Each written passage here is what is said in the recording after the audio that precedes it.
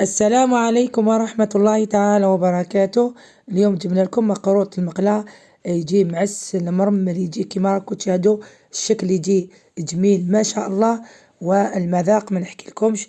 بالمانجارين، المانجارين الآن ما شاء الله بكل أنواع وبسعر يعني معقول، أحسن من السمن. شوفوا يجي قلبه، يجي معسل ويجي مرمل يذوب في الفم.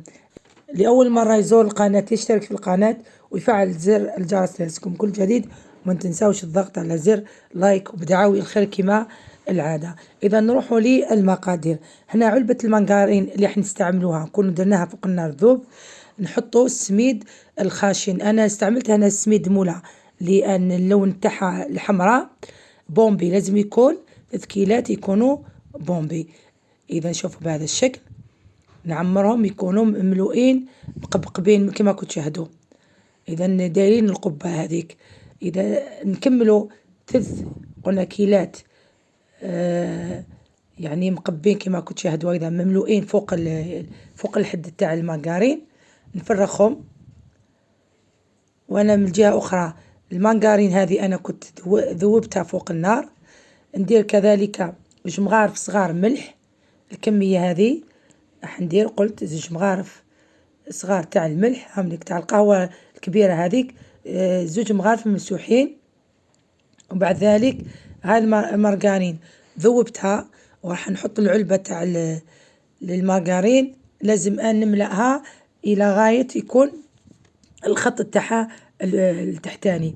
إذا نخلو حوالي أصبع، أنا حنزيد هنا مارجرين حتى يكون مع الخط سوا. شوف إذا أنا مع الخط سوا ملأتها، يكون المانجارين تكون دافية. نمسح جيدا العلبة هذيك بالسميد باش نحي المانجارين اللي تكون فيه، ونبسس جيدا سميد بالمانجارين حتى تدخل تماما. هنا المانجارين عرفوها راهي قلت بأسعار معقولة، كاينة يبيعوا 3 علب تاع 500 جرام ب55,000. أحسن ما نروحوا نشرو السمن اللي راهو تقريبا وصل 90,000 كيلو 800 جرام. بسس جيدا المانجارين ندخلها في السميد، قلت سميد مولا الخاشن تاع المقروط. بعد ما نبسه جيدا نخليها ترتاح ليلة كاملة. اللي يكون مزروب يقدر يخليها 2 حتى 3 ساعات، واللي عنده الوقت يديرها في الليل، الصباح يبدأ يشتغل عليها. أنا نغطيها ونخليها جانبا. ماذا غدوة بعد ليلة كاملة نفتح جيدا السميد تاعي ونضيف له 4 ملاعق فارينة. شوفوا بعد ما نفتح السميد تاعي جيدا نضيف له 4 ملاعق فارينة تكون مملوءة، راح تشوفوا الشكل تاعها مباشرة. 4 ملاعق. هذه الفارينة الدور تاعها انها تشد لنا السميد ما يطيحلناش، باش ما يتفتتلناش في المقلة. قلت الملعقة الأولى، الملعقة الثانية تاع الأكل، ملعقة أكل الثالثة، وأخيرا الملعقة إذا الرابعة. وندخل جيدا داخل السميد هذاك. إذا نعاود بعد ما باتنا ليلة كاملة نزيد 4 ملاعق فارينة تكون مملوءة، نحطها في العجين وندخلها جيدا. نجيب نكيلكم فقط باش تعرفوا الماء شحال تضيفوا الماء تماما. أنا هنا ملأت الكأس جيدا، ضغطت عليه 3 كيسان وجبت ماء وماء الزهر باش نعطيكم تقريبا الكيل يكون أنا عنده شك باش يشوف شحال يديه. حنجيبوا قلنا ماء وماء الزهر، نزيد نكملوا ماء وماء الزهر. اللي عنده عطر ماء الزهر يستعمل قطرات من عطر ماء الزهر. المهم كأس ماء الزهر نبدأ نشمخ. أنا هنا حوالي دالي الثلثين، الثلث الأخير ما كملتوش، تتحصلوا على عجينة تكون طرية. شوفوا ما نعجنش أنا هنا المقروط، هذا هو السر تاعو في كل مقروط، يعني سواء تاع السمن ولا تاع الزبدة ولا تاع الزيت.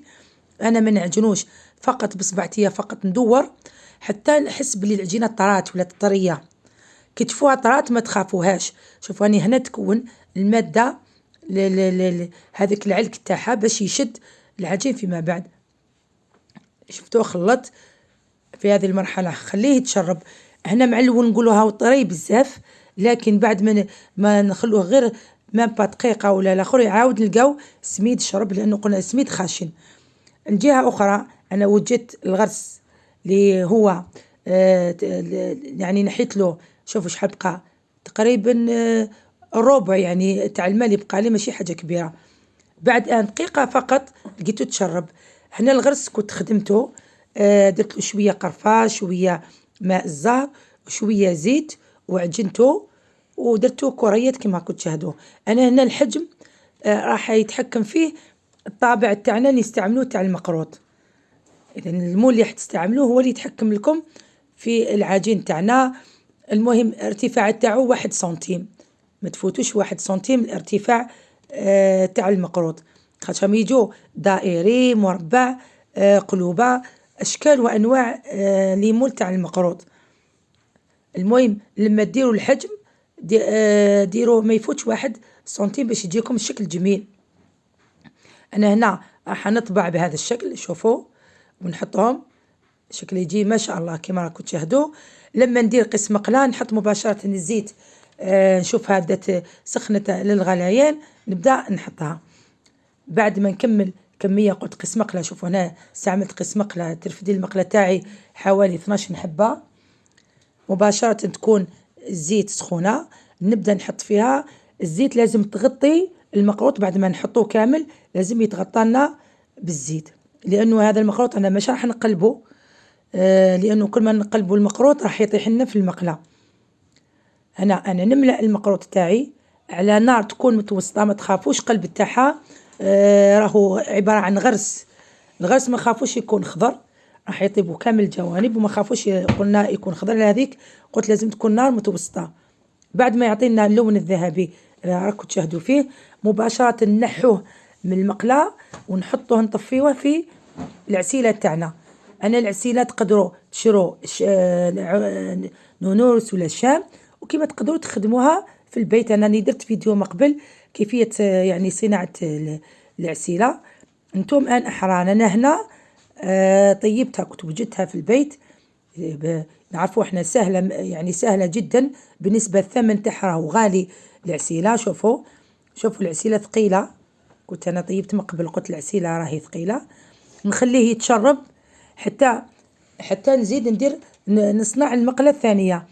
نشوفوا هنا مباشرة خليته يتشرب، وراح نزيد الكمية الثانية. المقلة طفيتها، بعد ما يعني نوجد الكمية الثانية نزيد نعاود نشعل المقلة وتسخن الزيت، نبدأ نحط المقروط تاعي. هنا السر وعلاه، لأنه الزيت كي تكون سخونة بزاف الزيت تحطوه مباشرة المقروط يتحمر لكم بالخف. هنا هاي النتيجة النهائية، مقروط روعة ما شاء الله. فقط نقول لي جربوا المقروط هذا وينجح له، ما ينسانيش دايما بدعاء الخير ليا والوالدية، ونتمنى ربي يبلغنا رمضان إن شاء الله يا ربي، آمنين، وربي يتقبل منا جميع أعمالنا إن شاء الله يا ربي، ويصلح لنا ذريتنا، واللي ما عندوش ذرية يا ربي يرزقه الذرية الصالحة إن شاء الله يا ربي. دمتم آمنين، إلى فيديو آخر إن شاء الله، والسلام عليكم ورحمة الله تعالى وبركاته.